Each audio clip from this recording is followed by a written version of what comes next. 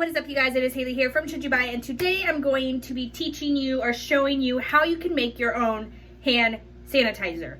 Now, I wouldn't suggest making your own versus buying, but this has been a recipe that's been going on online, so I thought we could kind of do it together and see exactly how it works and how it goes. So you're gonna need just two things. You're gonna need isopropyl alcohol.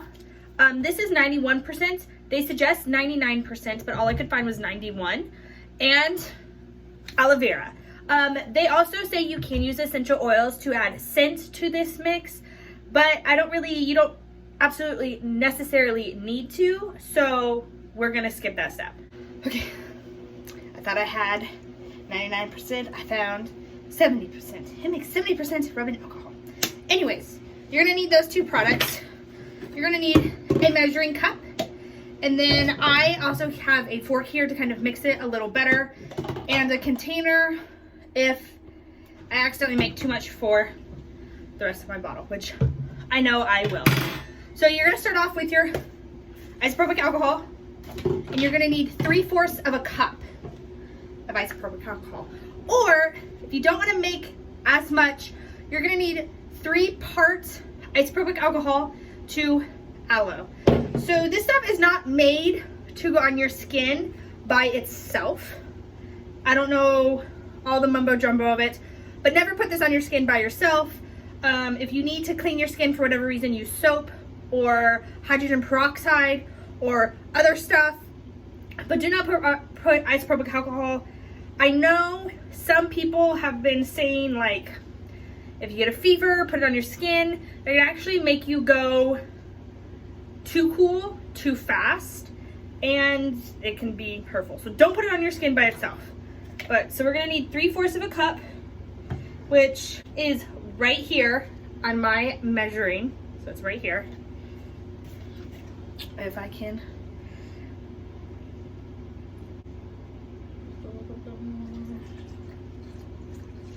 There we go. 3/4 of a cup. And then you're going to need, which I'm going to put in here because I do not have 2 measuring cups. And then you're going to need 1/4 cup of aloe vera. I highly suggest keeping both of these in your house at all times, not just for making your own hand sanitizer or anything else, just because it's something you could use all the time. So on mine, I'm gonna actually fill it to about here. That is about 1/4 of a cup. Okay, and roughly 1/4 of a cup. And you're gonna put it in your bowl. So what the aloe is actually doing is it's protecting your skin from all this rubbing alcohol, and it's adding some moisturizing properties to it. You can, if you want to, add essential oils at this time to your mixture. They're saying about 10 to 20 drops, which is a lot in my opinion, but it's okay. To this, if you want a scent to it, I don't really need a scent to my hand sanitizer. So you're gonna have this mixture right here, and you're gonna take your fork, and what the fork does a little bit better than the spoon mixing wise is it's gonna be able to break up those contents and mix them just a little easier, kind of like a whisk. So if you ever need to whisk something and you don't have a whisk, you can always use a fork for like eggs and stuff. So just gonna mix this all around. I'm gonna keep mixing until I see no clumps of aloe kind of going through. It's hard to see on camera, but they're starting to break down a ton and dissolve into this mixture. Now this is still really watery, so if you're wanting to, you can always add more aloe. And then you're gonna need to, face itches, mix it up some more. I added a good extra chunk. So you could add 1/2 cup of aloe and 3/4 cup of alcohol. And that's gonna make it into a thicker consistency. It is gonna be harder to mix, but you kind of might like that a little better. And it's really hard to see on the camera. Oh, there you can see it, but you can see the aloe is starting to break up as you mix it with the fork. And it's starting to make this less watery. Now it's going to be watery at least a little bit no matter what. That's just the nature of the alcohol and the aloe, because they're never going to fully mix. They're just going to be smaller pieces of each other next to each other. So it's going to seem thicker, but it's not really going to be, if that makes any sense.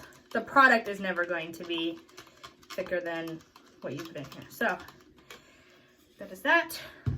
I have this bottle of hand sanitizer right here. It's almost gone. We're just going to pour some of it in here and test it out. This is how it's going to look. I have some extra left, but I believe it's probably because I added more aloe in there to make it a little thicker, or it probably would have filled up and just met that 10 fluid ounces. We're going to put it on here, get out, kind of prime it, and you're going to have your very own handmade hand sanitizer. There's no smell to it. It does smell a little bit like the rubbing alcohol, but you want to rub it around. And then, if you didn't know this, hand sanitizer and alcohol actually doesn't kill the germs until it is evaporated. So you don't want to just put hand sanitizer on and then touch a bunch of stuff. You want to put hand sanitizer on and then let it sit and evaporate, and then you can go on. That's when the germs are officially like killed.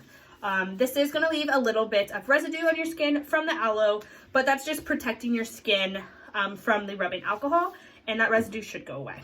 So that's actually all I have for you. This is a quick little tutorial on how to make your own hand sanitizer here in a pinch with everything that's happening, and because who knows when hand sanitizer will actually go back on the market. But yeah, that's actually all I have for you. If you have any questions, comments, concerns, feel free to leave those down below. Also, don't forget to hit that like button, subscribe, join the same army, never pay me tail again. I love you guys, and I'll see you guys in the next video. Bye-bye!